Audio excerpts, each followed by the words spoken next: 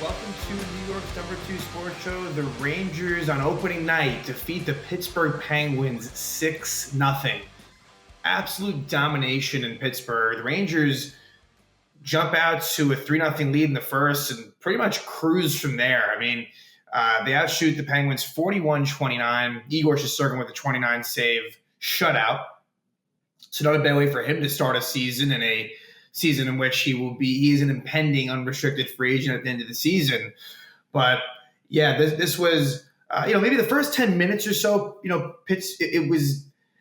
Pittsburgh was all right then, but then really once the Rangers made it, well, even before they made it 2-0, the second half of that first period, the Rangers really started finding their game.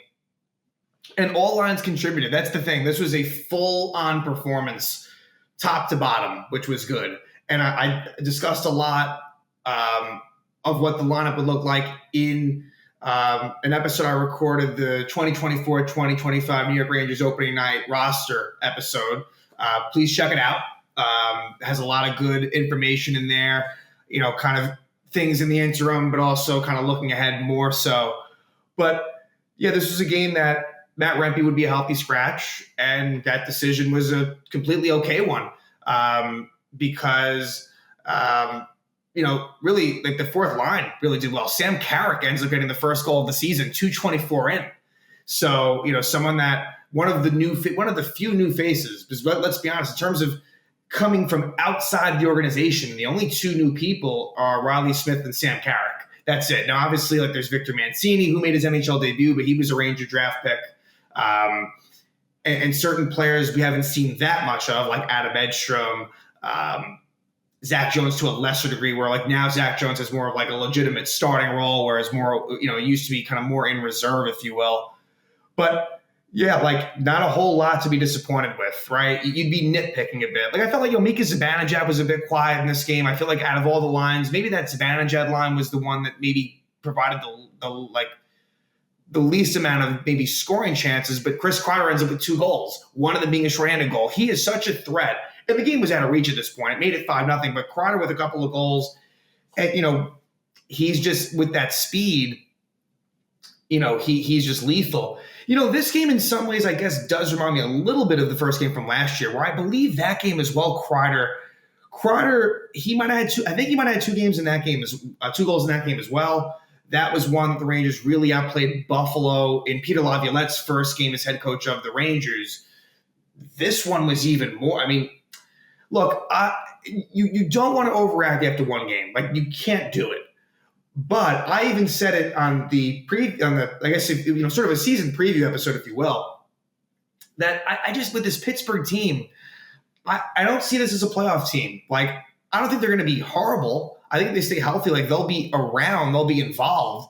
There's talent there, but they're an older team, very much so. And I think for Pittsburgh, I think they really need to start considering retooling at some point. Now, look, maybe I'll totally regret these words, right? Because it still is the Pittsburgh Penguins. It still is Sidney Crosby, Evgeny Malkin, Chris Letang, et cetera, et cetera. Although, some of them, not so much Crosby. Crosby's still playing at a high level, but Letang, I don't know, just did not look,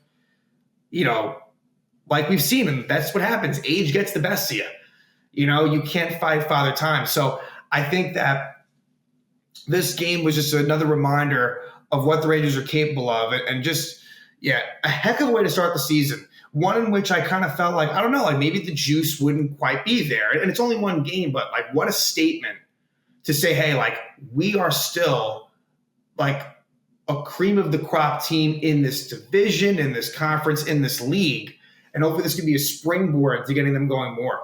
So this episode should be a fairly simple one, honestly, just as far as what went down.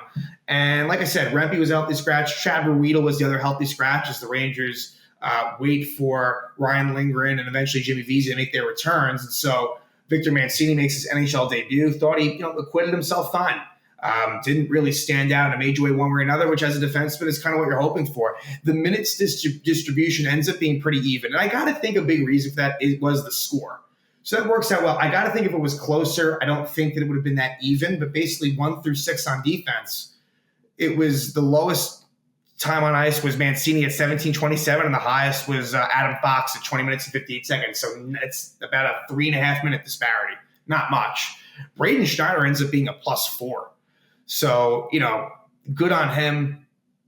Jacob Trouba actually made a couple of contributions offensively, a couple of assists in the first period. So he looked all right.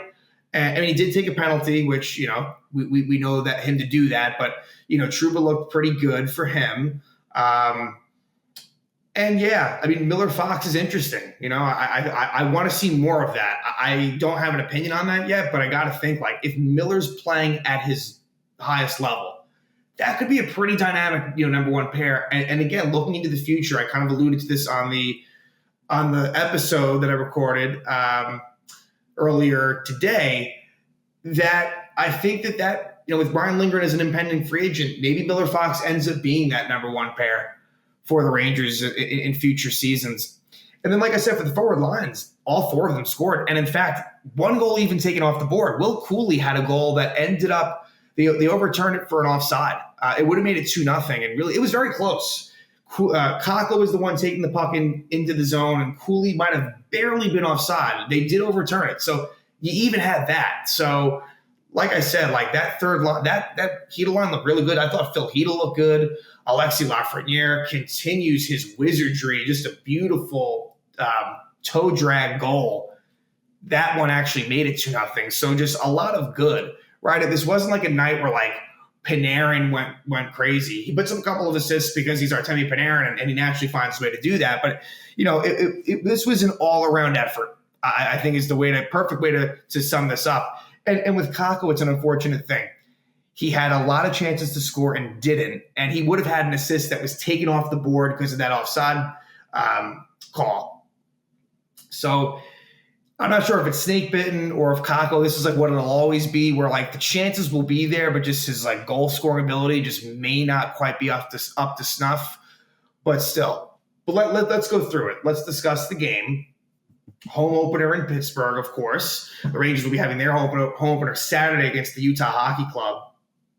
And at that point, Utah will be coming off of a road game against the Islanders. Not a back-to-back night situation. They play the Islanders on Thursday night, then they play the Rangers on Saturday night. Ranger fans will be, pretty, coming off of this win, be some good energy in the building, I'm sure.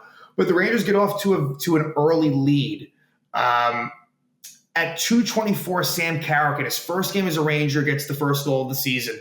Did not have that on my bingo card, especially Carrick assisted by Trouba and Brodzinski. This was a nice play by Johnny Brodzinski in the corner. Digs it out, makes a nice pass to Trouba. Trouba takes a simple shot on goal, and Carrick is able to get a little bit of a piece of it. And it's his goal, and it goes past Tristan Jarry to give the Rangers a 1-0 lead. Like I had said, Will Cooley, we thought that he scored a goal, but in fact it was offside. Kakko brings it into the zone, makes a nice pass to Cooley, takes a shot and scores, but they wave it off after review.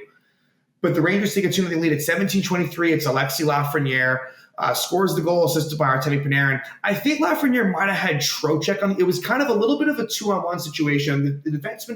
A defenseman goes down. Lafrenière shows patience, does the toe drag move, takes a wrist shot and scores. Just great to see, because that is exactly what we were seeing at the end of last year against the Panthers. That makes it 2-0. And the Rangers, for good measure, they score again with 12 seconds left in the period. Chris Kreider gets his first goal of the season from Trouba and Riley Smith. So Riley Smith, who was on the Penguins last year, and I thought Riley Smith was relatively quiet in this game. Riley Smith gets his first point in his first game as a Ranger, similar to Sam Carrick. So this was a shot by Trouba, and it ends up on the stick of Kreider in front, who scores past Tristan Jarry. So a really good period from the Rangers. They outshoot the Penguins 15-10 and had that 3-0 lead after the first.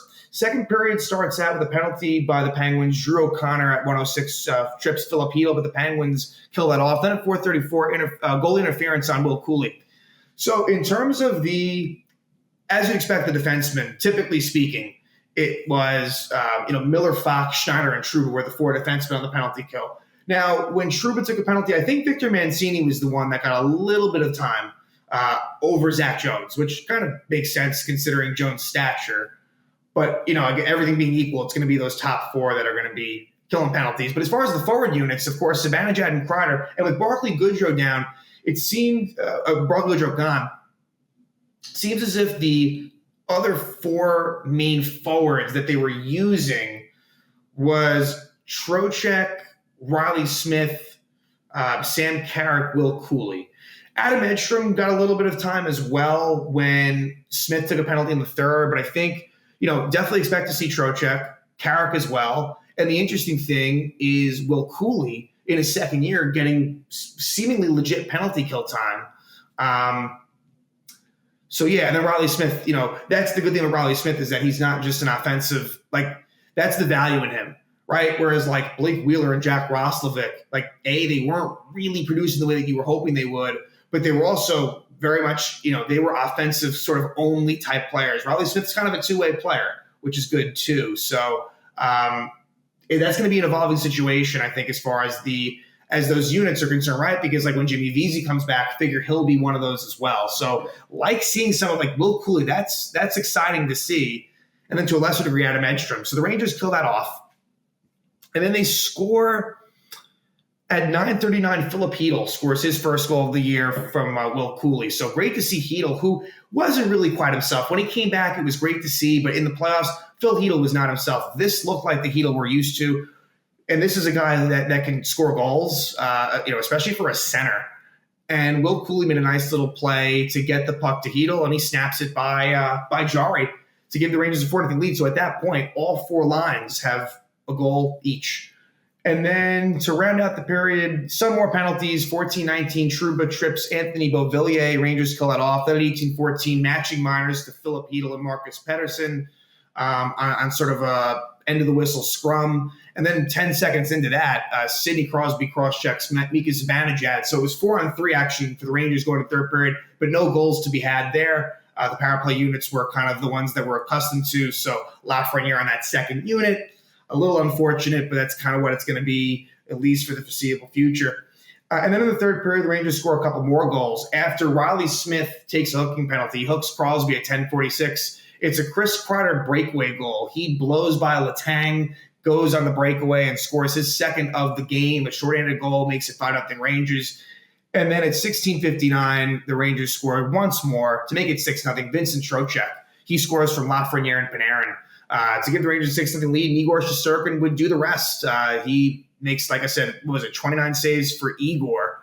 And the Rangers win 6-0. Just a really, really nice job by the Rangers. As far as some of the point, no one had more than 2 points. See, that's the thing. It's like a very well-rounded effort. Panarin with a couple assists, Lafrenière a goal and an assist, 2 goals for Kreider, 2 assists for Trouba. So good stuff, and looking forward to the home opener against Utah, who they've already won their first game, beating the Blackhawks in Utah. So this is formerly the Coyotes that have moved over to Salt Lake. And that's a game that, certainly is winnable. And, just good to see the Rangers get off to this good start. A very dominant performance, really from start to finish for the Rangers. They beat one of their division rivals, the Pittsburgh Penguins. They go into Pittsburgh and win on opening night, 6-0.